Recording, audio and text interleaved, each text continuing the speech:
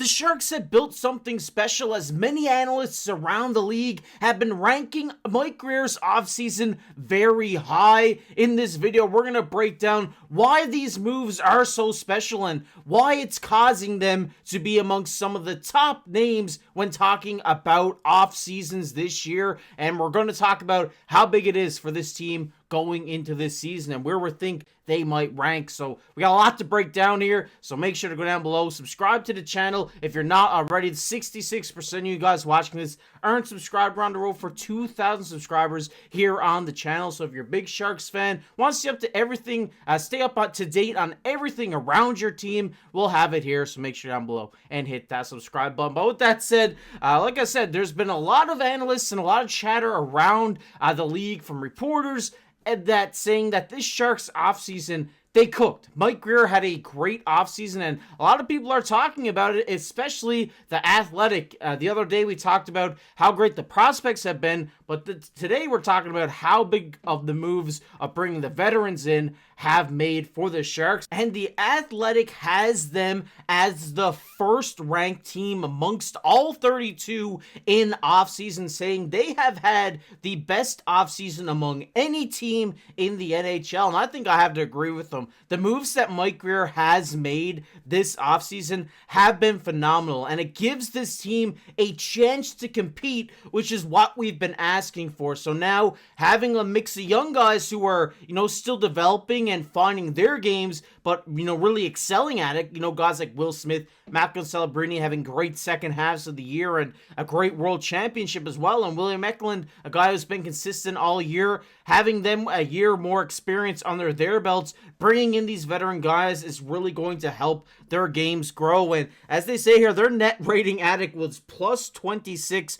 bringing in a long list of names here: Jeff Skinner, Adam Gaudette, Philip Kuroshev, Dmitry Orlov, John Klingberg, Nick Leddy, and Alex Nedeljkovic, with Kovalenko, Marc-Edouard Vlasic going out, as well as Henry Thrun and Alexander Georgiev. And you look at this list, there is a lot of changes in this Sharks roster, and I think a lot of them are better changes. Obviously, Henry Thrun was the young guy that left here, but bringing in as many players as they had this offseason is only going to help this team going forward. And they do go on to say in this article that Jeff Skinner is one of the biggest names that they did add, because they say he's usually best on struggling teams. He has offensive ability to play in the top six, but doesn't have the defensive chops to make it work in the bottom six on a good team. So that's why I do think he will be in the probably second line left wing slot. He's home and should fit the Mikael Granlund void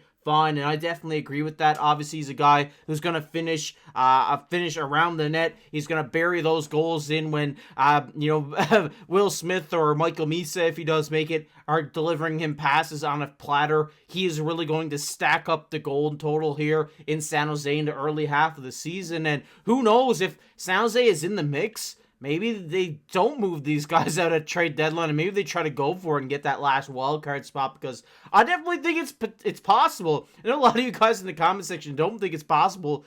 I think it is. I mean, we seen it with Montreal last year. You look, Montreal going into the season, everybody thought they're going to finish at the bottom of the Atlantic again, and what they do, went in and creeped up, flipped the switch, and got that last wild card spot. So maybe it sounds Ace time to do that as well. He did also talk about the defensive moves as well, which might be the biggest. Obviously, we see Orlov coming in as a top four two-way guy, great puck-moving guy as well as Klingberg having the potential to keep his playoff turnaround going, quarterbacking this power play after moving out Wallman. I think he fills the void of Wallman as well. I really do like Klingberg, and I think a lot of you guys are going to fall in love with him as the season begins. And Nick Leddy, he's more of the seventh guy, going to rotate in or out for Shakir Mukhamadullin in this lineup, I do believe.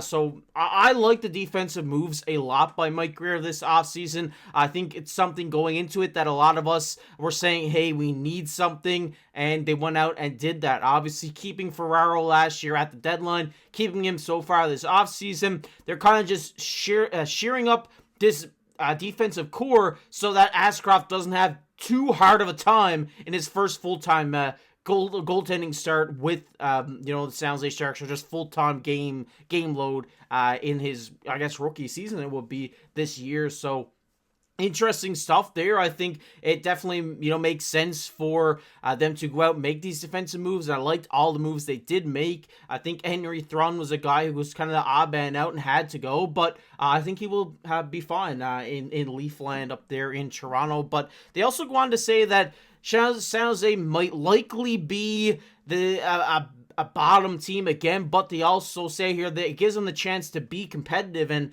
the thing I like about this that I think they don't mention in this article, that I know a lot of us who've watched the Sharks have been saying, is, these games have been tight. Yes, there has been blowouts, but there has been times when the Sharks have been, last season, were playing top teams in the league. They're only losing by 1 goal, and an empty netter at times. So bringing in a guy like Jeff Skinner and guys like Gaudette and all these forwards that can provide some offense is really going to make the difference for the Sharks team, because a 1-goal game is easy to come back from, especially if you have guys in your team that can score the goals and make the plays happen. You have the young guys that are exciting and creative and can create the plays, and now you bring in some guys who can finish those off and create scoring chances into goals, and that's what he has done, and that's why I think there's something has been special here. They have something special here in San Jose. I think this season is a season where we are going to see turnaround. I don't think they're going to finish at the bottom of the division this year. I know a lot of people want them to, so that they can enter the Gavin McKenna sweepstakes, but at the end of the day, if you don't get McKenna, then it's another wasted season, in my opinion. So I think there is a certain time where it needs to turn around, and I do believe it is right now. And just kind of wrapping up everything that we've seen this offseason by Mike Grier, this is an initial lineup that I like going into this season, with Eklund, Celebrini, Toffoli. That has been an exceptional line for this team. You don't mess with that. And I see Jeff Skinner, like I said, being that second line on the left wing, scoring those goals. I think he's a guy playing with such great playmakers like Will Smith or Michael Misa will bury a lot of goals on that second line. Maybe even close to 20, 30 goals. I would put him up there in that range. And I know Michael Misa, it's a question mark in the air if he is going to play this season. I want him to. I know you guys want him to as well, so why not? Why don't we get this guy in? I mean, he just had a 130-point season in the OHL and the juniors, so get him in here. He's definitely ready to go, in my opinion. And this is where it gets interesting in this bottom 6. There's going to be a lot of, switching up and down. I like Colin Graf in on this third line, and maybe got that on the fourth line with Reeves as an extra forward. Kind of just threw this together pretty quickly. I do also like Ostapachuk with Kurashev and Reeves, or maybe Goodrow and Reeves, maybe with Kurashev up the third line. There's going to be a lot of plug and play in this bottom 6, but it is a very interesting bottom 6. These are a lot of two-way players, a lot of guys who can win more battles, can finish checks, are a bit more physical, but they also have offensive as well. Maybe not Ryan Reeves. I mean, we know he's pure physical guy. He's there to protect the younger guys, but all these guys like Goodrow and Kurashev and Gaudette, all these guys you brought in, these are more two-way guys. They're all 200-foot players. They're dogs. They go out there. They go out there and they make work of their shift every time they're on the ice. And I think this is going to be the key essential part for the Sharks competing this season, is their bottom 6 being consistent with the offense. And I do think we will see that. I do like what they have here, no doubt about it. And like I alluded to earlier, the defense looks great. Ferraro and Lily, I liked them together last season. I just think their games mesh well with each other, and I do think Orlov and Klingberg's games will also mesh well with each other. Klingberg being the more, quarterback out of the pair. I mean, Orlov is a great puck mover as well. I think these guys are going to have some great chemistry. And the other one you see there is Sam Dickinson. I do really think it is his time to step up and become a San Jose Sharks and don the teal. I do think he will be up here. I think Shakir Mukhamadullin is definitely an interesting pairing for him. I think Letty works as well, but I think you need this guy up in the NHL this season, and I'm excited to see it. I think after winning CHL Defenseman of the Year, there's nothing left for him in the juniors, so he needs to step up, during training camp, during preseason, to show these coaching staff that he deserves a spot on this team, and he definitely does deserve it. But before we wrap up, I mean, this is the list of all the extra forwards. Can you see how many defensemen there is? Centers there is, sorry. There is 8 centers right now that are just in the system for the San Jose Sharks, which is absolutely disgusting. Guys like Bystead, who we talked about extensively last season, a guy who could pop up.